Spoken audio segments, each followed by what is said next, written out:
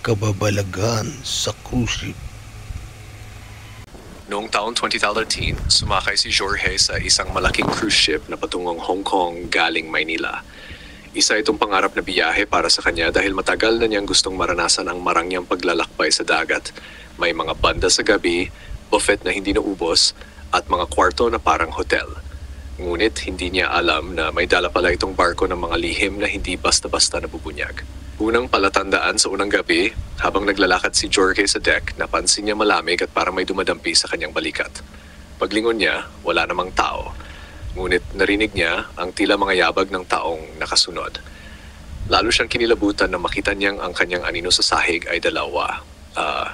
Isa kanya at isa pang hindi niya maipaliwanag.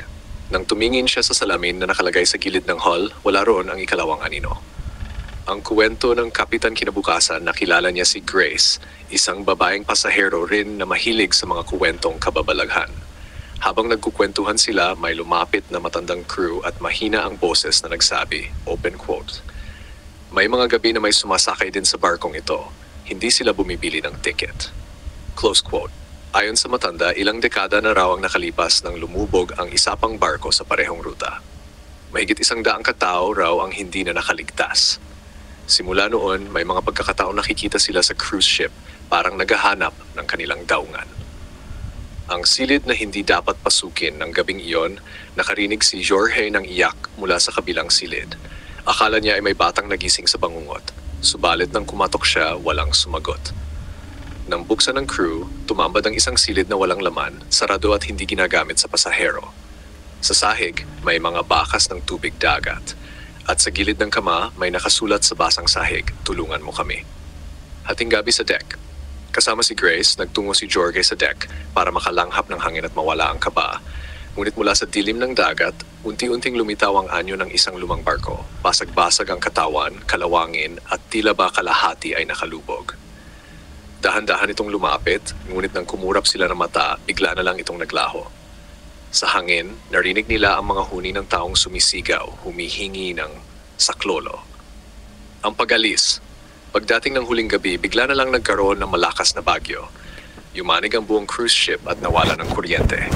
Sa gitna ng dilim, nakita silang muli ni Grace at mahigpit na naghawakan ng kamay. Biglang dumaan ang malamig na hangin at nakita nilang may mga anyo ng tao. Basang-basa at tila galing sa ilalim ng dagat, naglalakad sa hallway. Hindi sila pinapansin, parang mga kaluluwang naglalakbay papunta sa liwanag. Nang muling bumalik ang kuryente, biglang nawala ang lahat ng multo. Ngunit naiwan ang isang basang tiket sa sahig na may petsa sa 1978, ang taon nang lumubog ang barkong nabanggit ng matandang crew. Pagkatapos ng biyahe, nakaligtas si Jorge at Grace, ngunit hindi na nila makalimutan ang karanasan.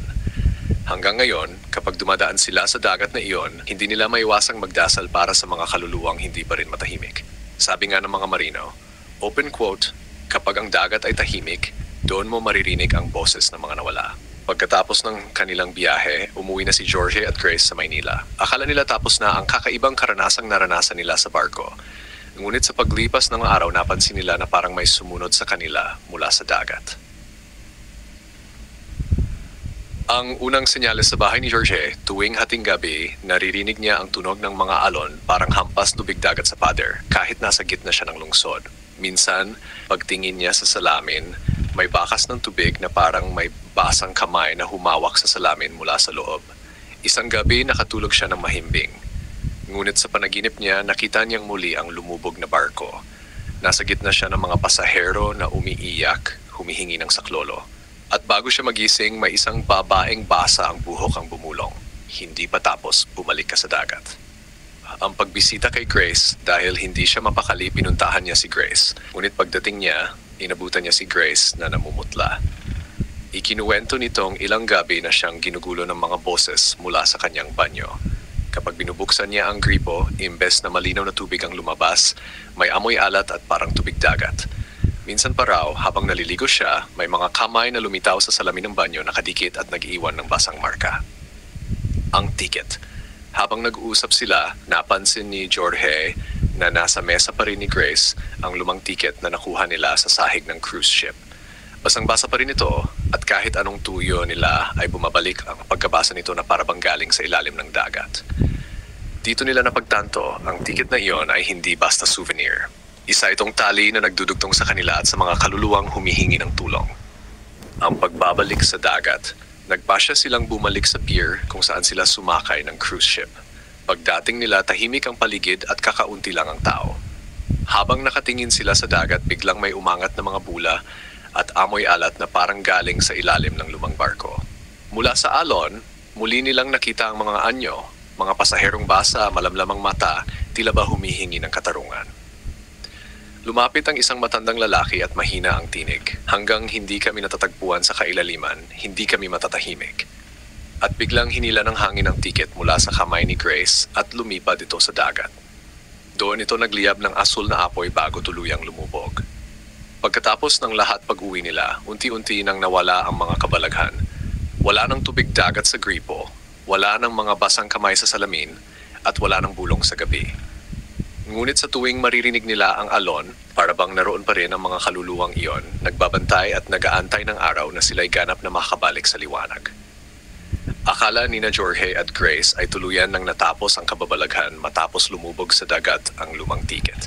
Ngunit hindi pala ganoon kasimple ang lahat. May isang nilalang mula sa lumubog na barko na hindi pa rin matahimik at siya ang pinakamatinding magpapakita sa kanila. Ang pagpapakita ng babae. Isang gabi habang naglalakad si Jorge pauwi galing trabaho, napansin niya na tila may nakasunod sa kanyang babae. Mahaba ang buhok, basa ang suot na damit na parang galing sa dagat at nakayuko lamang. Nang sumakay siya sa jeep, tumabi ito sa kanya. Pero nang silipin niya ng maayos, wala namang nakaupo roon. Pagdating sa bahay, nakita niya ang basang yapak mula sa pintuan papunta sa kwarto. Nang buksan niya ang ilaw, may babaeng nakatalikod sa gilid ng kama. Mabagal itong lumingon at kitang-kita niya ang maputlang mukha at mga matang puno ng luha. Bakit hindi mo kami dinala sa liwanag? Pulong nito. Ang pagdurusa ni Grace samantala, si Grace naman ay lalong hindi makatulog. Araw-araw ay may umaawit sa kanyang tenga ng malungkot na himig na parang kanta ng mga mandaragat. Kapag titingin siya sa salamin, minsan ay hindi niya nakikita ang sarili kang imahe ng parehong babae, maputla, pasa at may sugat sa ulo. Isang gabi, nakita ni Grace ang babaeng iyon sa kusina, nakaupo at nakatingin sa kanya. Hawak nito ang isang kalawangin at lumang tiket, tapos ay biglang naglaho. Ang lihim ng bae, napilitang mag-imbestiga sina Jorge at Grace. Sa tulong ng isang matandang siyaman na nakaligtas sa paglubog noong 1978, nalaman nila ang kuwento. May isang babaeng nagngangalang Isabel, bagong kasal, na sakay ng barkong lumubog. Nakaposas daw ito nang mangyari ang trahedya. Akusado ng pagnanakaw ng alahas ng isang mayamang pasahero. Hindi siya nakaligtas at hindi rin napatunayan ang kanyang kasalanan. Kaya't ang kanyang kaluluwa ay nanatiling ligaw, puno ng hinagbis at galit. Siya pala ang babaeng paulit-ulit na nagpapakita kay Jorge at Grace. Ang huling pagharap. Isang madaling araw, sabay silang nagising nina Jorge at Grace sa malakas na hampas ng tubig sa bintana. Nang silipin nila, wala namang ulan pero basa ang buong silid. Doon nila nakita si Isabel, nakatayo sa gitna, ang buhok ay nakalugay at ang mga mata ay puno ng luha. Tulungan niyo akong makalabas sa dilim, ipaglaban niyo ang pangalan ko. Biglang nawala ang babae at naiwan sa sahig ang kalawangin niyang posas. Ang simula ng mas malaking misteryo. Dito napagtanto ni na Jorge at Grace na hindi lamang simpleng kababalaghan ang kanilang nasangkutan. Isa itong tawag ng mga kaluluwang biktima ng paglubog at si Isabel ang susi para malaman ang buong katotohanan. At simula ng araw na iyon, hindi na sila ordinaryong pasahero ng buhay. Sila na ngayon ang naging tagapagdala ng kwento ng mga nawawala sa dagat.